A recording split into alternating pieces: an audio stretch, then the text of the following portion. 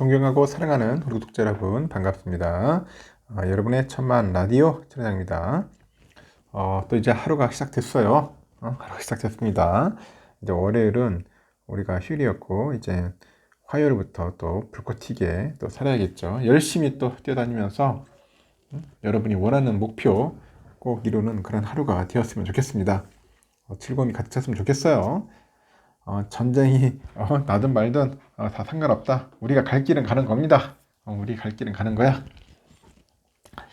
여러분 살다 보니 이런 얘기 많잖아요. 남의 뒷담화를 많이 하잖아요. 남의 뒷담화. 그 남 뒷담화 안 하는 사람이 사실 무서운 이유가 있어. 무서운 이유가 있습니다. 뒷담화 안 하면은 뭐 호구인 줄 아는데 그렇지 않다는 겁니다. 남 뒷담화 안 하는 사람이 사실 무서운 이유가 무엇이냐? 그 뒷담화를 하지 않는다고 해가지고 그 사람이 그 다른 사람에 대해서 관심이 없는 것은 아니랍니다. 관심이 없는 것은 아닌데 다 알고 있으면서도 굳이 입 밖으로 꺼내어 말을 하지 않을 뿐이에요, 여러분. 저도 그래요. 그냥 하지 않을 뿐이야. 하면 입만 아프고 하니까. 그들은 마음에 들지 않은 사람이 있으면은 굳이 그걸 누군가에게 뭐 이야기하고 평가하기보다는 속으로 그냥 조용히 그냥 상대방한테 경고를 주는 겁니다. 경고를 주고 일정 수준이 넘어가면은 단호하게 이제 선을 이제 긋는 거죠. 이들은 본인만의 확실하고 분명한 선이 있어서 다른 사람의 의견 따위는 그리 중요하게 생각하지 않는다는 겁니다. 남의 평가에 휘둘리는 사람보다는 훨씬 무서운 사람은 스스로 분명한 잣대를 가지고 있는 사람이더라. 분명한 잣대를 가지고 있는 사람이라는 겁니다. 여러분 잣대 가지고 있나요? 그런 사람이 되어야겠죠. 남의 뒷담화는 될 수 있으면 하지 마세요. 저도 예전에는 참 그런 걸 즐긴다기보다는 무의식적으로 좀 했던 것 같은데 이제 나이를 먹다 보니까 별로 하고 싶은 마음도 없고 해봐야 좋을 게 없더라고요. 그래서 뒷담화 같은 거는 안 하는 게 좋습니다. 그럼 또 삼성의 이야기를 한번 하도록 할게요. 미국이 이제 중국의 반도체 장비 수출 규제를 적용하되 국내 반도체 기업에 중국 공장은 예외로 두기로 했다고 합니다. 삼성과 하이닉스는 중국 내 사업장 불확실성이 해소됐다면서 긍정적인 반응을 이제 보였습니다. 글로벌 반도체 공급망 안정에 기여하겠다는 그런 입장도 내놨고, 삼성과 하이닉스는 중국 공장에 반도체 장비를 도입하는 것과 관련해서 미국의 규제 적용이 사라진 데 환영의 입장을 밝혔습니다. 지난해 10월이죠. 미국이 중국을 상대로 반도체 장비 수출을 규제하면서 국내 기업에는 1년간 규제 종용을 유예했는데 사업상 불확실성이 컸던 상황에서 이를 해소하게 된 데 대해서 의미를 두고 있는 거예요. 삼성전자 관계자는 각국 정부 간 긴밀한 협의를 통해 가지고 중국의 반도체 생산 라인 운영에 대한 불확실성이 상당 부분 해소됐다면서 앞으로 각국 정부와 긴밀히 협의해서 글로벌 반도체 산업의 공급망 안전을 위해서 최선의 노력을 다할 거다. 이렇게 언급을 한 겁니다. 하이닉스 관계자도 그래요. 미국 정부의 수출 통제 유예 연장의 결정은 글로벌 반도체 공급망 안정화에 크게 기여할 것으로 본다고 하는데 앞으로 각국 그 법규를 성실히 준수하면서 글로벌 반도체 산업 발전을 위해서 최선을 다하겠다 그런 입장을 밝힌 거죠. 앞서서 그 최상목 대통령실 경제수석이 이날 오후 브리핑을 통해 가지고 미국 정부가 삼성전자하고 하이닉스의 그 중국 공장에 대해서 별도 허가 절차나 그런 기한 없이 미국산 반도체 장비를 공급하겠다고 결정했다고 언급을 해요. 또 이번 결정은 통보 즉시 효력이 발생한다고 합니다. 미국은 최근에 삼성전자랑 하이닉스의 중국 반도체 공장을 검증된 최종 사용자로 지정하겠다는 그런 뜻을 밝힌 겁니다. 얼마나 좋아요. 최종 사용자. VEU라고 하네요. VEU. 최종 사용자. 이 VEU는 사전에 그 승인된 기업의 지정된 품목에 대한 수출을 허용하는 포괄적인 허가 방식을 의미하는데 이 VEU에 포함되면은 별도로 건별 허가를 받지 않아도 되죠. 그 수출 통제 적용이 사실상 무기한 유예되는 거라고 하는 것 같아요. 이 반도체 업계는 지난달 미국이 반도체 지원법 가드레일 조항을 확정하면서 중국 내 사업 우려가 한 차례 가신 데 이어서 이번에는 장비 수출 규제까지 예외로 두게 되면서 안도하는 모습입니다. 중국 내 반도체 생산량이 적지 않은 상황에서 미국과 중국이 반도체 분야에서 패권 경쟁을 벌이다 보니까 그간 어려움이 좀 컸어요. 미국은 지난해 10월이죠. 핀팻 기술 등을 사용한 로직 칩이죠. 16나노미터. 로직 칩하고 18나노 이하의 D램과 128단 이상의 낸드 플래시 등 첨단 반도체를 생산할 수 있는 장비와 그런 기술을 중국 기업에 판매할 경우 허가를 받도록 한 바 있어요. 이 과정에서 중국의 반도체 공장을 두고 있던 삼성하고 하이닉스, 대만 TSMC 등 중국 외 기업에는 1년간 그런 규제를 유예했다고 합니다. 삼성은 중국 시안과 수저우에 각각 낸드 공장하고 반도체 후공정 공장을 운영하고 있는데 하이닉스는 중국 우시에 D램 공장, 충칭에는 후공정 이런 공장을 두고 있습니다. 다롄에는 인텔 낸드 사업으로부터 인수한 낸드 공장도 있어요. 시안 공장은 삼성전자 전체 낸드 생산량의 40%를 생산하는 겁니다. 우시 공장하고 다롄 공장은 하이닉스 D램의 40%를 낸드의 20%를 생산하고 있다. 그렇게 보시면 될 것 같습니다. 아주 기쁜 소식입니다. 좋은 소식 아닙니까, 여러분? 이 정도면은 아주 땡큐죠. 땡큐입니다.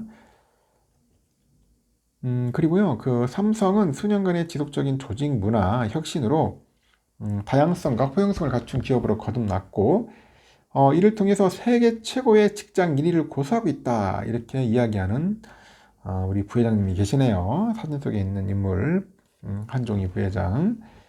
지난 6일 미국 실리콘밸리에서 해외 우수 인재들을 대상으로 해가지고 개최된 2023 테크 포럼에서 자신 있게 말을 했습니다.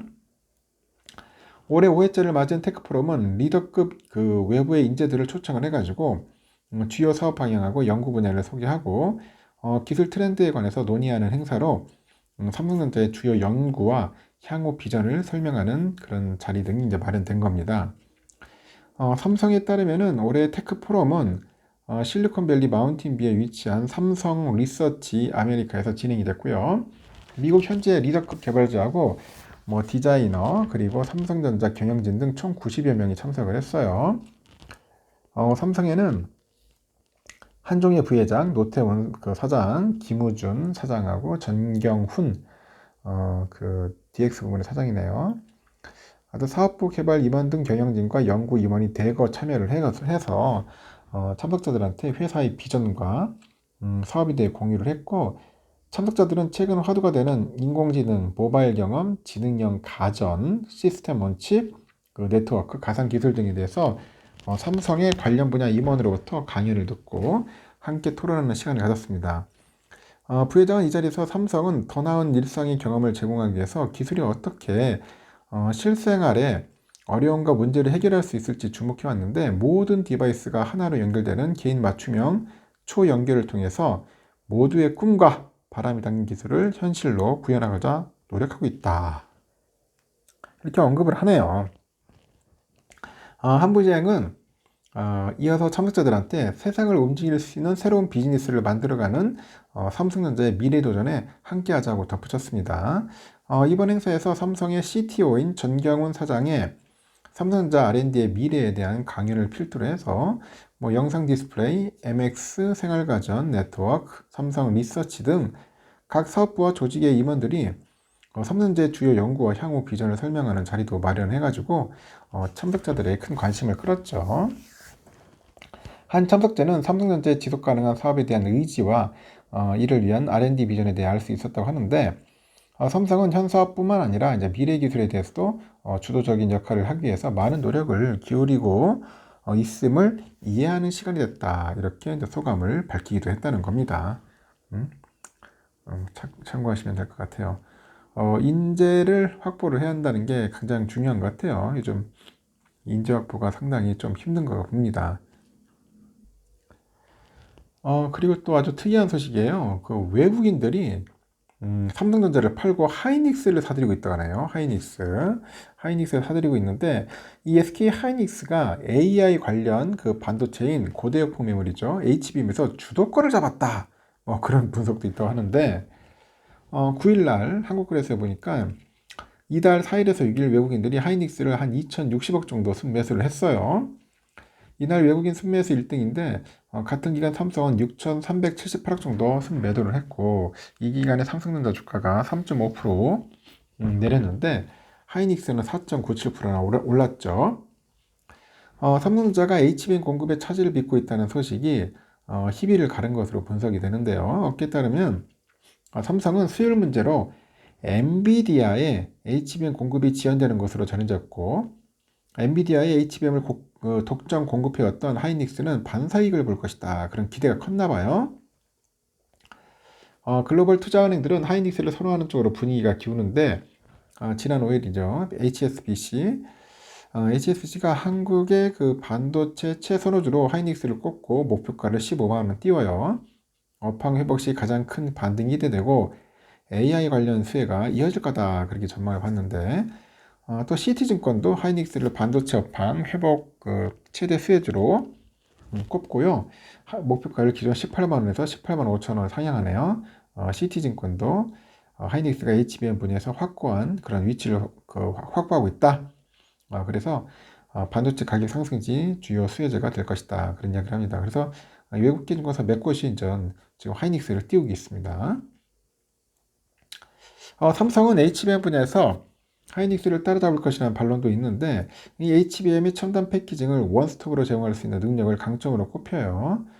골드만삭스는 삼성 목표가를 기존 88,000원에서 93,000원 높이고 매수 의견을 제시를 한 거죠. 며칠 뛰었다고 해가지고 삼성전자가 그렇게 또 나가 떨어지는 건 아니니까 너무 크게 걱정할 건 없을 것 같습니다. 그리고 아주 또 특이한 이야기입니다. 이번 소식은, 여러분 부자가 되고 싶죠? 부자의 기운을 받고 싶으면은 그 동네 한번 가보는 거야. 부자가 태우는 곳. 저는 한번 갔다 와봤는데, 지난 몇 년 됐어요. 제가 경남 의령이 있죠. 의령.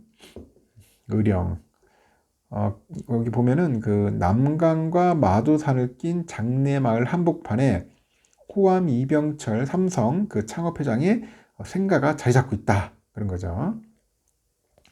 삼성을 세운 이병철 회장의 사업 미천 마련과 경영구상이 시작된 곳이라고 하는데, 이 호암 생가는 삼성 태동의 현장을 보기 위해서 요즘 관광객들이 북적이는가 봅니다. 저도 한번 갔다 와봤는데 좀 뭔가 느낌이 달랐어요. 이병철 회장의 생가가 자리 잡은 의령군 정곡면 중교리 일대 기와집 수십 채가 모여있다고 하는데, 이 마을에 그 외곽의 공영주차장과 호암생가를 잇는 길은 부자길로 불립니다. 부자길. 호암생가는 1851년 이병철 회장의 조부가 1907 제곱미터 부지에 전통 한옥 양식으로 지었다고 하네요. 이병철 회장은 결혼해가지고 분가하기 전까지 이 집에 살았다고 하고, 생가는 안채, 사랑채, 대문채 등으로 구성됐어요. 이것은 호암재단이 관리하다가 이제 대대적으로 보수해서 2007년 11월 19일 일반에 개방을 했는데, 이후에 이병철 회장의 기억과 정신을 배우려는 사람들의 발길이 끊이지 않고 있어요. 그래서 그 호암 생가 관리소장이 그래요. 주말엔 하루에 한 500에서 600명 정도 이곳을 찾는다고 합니다. 추석 연휴에는 하루에 1000명이 넘는 인파가 몰렸다, 그런 이야기도 합니다. 이 호암 생가에 들어서면은 그 우물과 그 뒤로 배치된 사랑채가 눈길을 끈다고 하네요. 사랑채 뒤편에는 안채가 있고, 안채 뒤로는 마도산 끝자락이 펼쳐지고, 그 문화관광 해설사들이 이런 얘기를 합니다. 생가 곳곳에는 이병철 회장이 좋아하는 벽오동이 많다, 그럽니다. 생가 오른쪽 옆에 기와집은 이병철 회장이 17살 때 이 박두을 여사와 결혼을 해가지고, 장가도 일찍 갔네요. 17살 때 했으면은 결혼해가지고 그 본가가 자리 잡고 있는데, 이 본가는 일반인한테 공개되지는 않는데 이재용 삼성전자 회장이 종종 이것을 찾는 것으로 알려져 있다고 합니다. 1934년 일본 와세다 대학교죠. 이 정경과에서 유학하던 이병철 회장은 건강이 나빠지자 본가로 돌아왔고, 그는 쌀 장사를 하겠다고 마음먹고 부친에게서 쌀 300석을 받아요. 이 쌀은 삼성그룹을 세우는 종잣돈 역할을 합니다. 이를 바탕으로 1936년 봄에 경남 마산에 협동정미소를 열었고, 운송업에도 진출해요. 그 38년에는 대구로 가가지고 삼성그룹의 모태가 되는 삼성상해를 세웁니다. 삼성상해. 그 이후로 비료, 섬유, 전자사업을 하나씩 일궈나갔고, 1978년에는 반도체 산업에 진출하면서 한국 첨단 산업의 토대를 이제 마련하는 거죠. 이병철 회장은 격동의 세월을 보냈는데, 기업인이 가장 싫어하는 불확실성이 그의 생애를 짓눌렀죠. 6.25 전쟁, 4.19 혁명, 5.16 군사 쿠데타 이런 것들을 겪었고, 하지만 그는 꺾이지 않았다고 합니다. 53년에는 6.25 전쟁 당시에 임시 수도인 부산에서 제1제당을 세우고 설탕 사업에 뛰어듭니다. 이병철 회장은 사업으로 나라에 공헌한다는 그런 사업 보국 신념을 바탕으로 해가지고요, 혹독한 경영 환경을 극복을 해요. 인재제일, 합리 추구, 하여튼 이런 경영 철학을 앞세운 그가 한국 경제의 도약을 이끌었다는 평가를 받는 거죠. 정부는 이병철 회장의 기업가 정신을 알리기 위한 여러 사업을 준비 중인데, 정부하고 의령군은 그 섭바이하고 호암 생가를 기업가 정신 관련 관광 코스로 개발할 계획이라고 합니다. 의령군은 석바위와 호암생가 사이에 8.5km 정도 백길을 연결하는 의령남강 백길 사업을 추진을 해요. 백길 타고 백길을 타고 아니고 참 배를 타고 이제 석바위하고 호암생가 그 백길을 2시간가량 왕복하는 관광 사업이라고 합니다. 의령군은 지난해 10월 부자 기운이 흐른다는 그 석바위 부근에서 리치 페스티벌을 처음 열었어요. 부자 기운을 나눠준다는 취지인데, 지난 행사에는 군 인구 4배에 달하는 10만 명 정도 관광객이 찾았다고 하네요. 올해도 6일부터 나흘간 행사가 열린다고 합니다. 관심 있는 분들은 한번 가보십시오. 리치 페스티벌, 부자의 기운을 한번 느껴보시기 바랍니다. 여기까지 하겠습니다. 여러분 좋은 하루 보내십시오.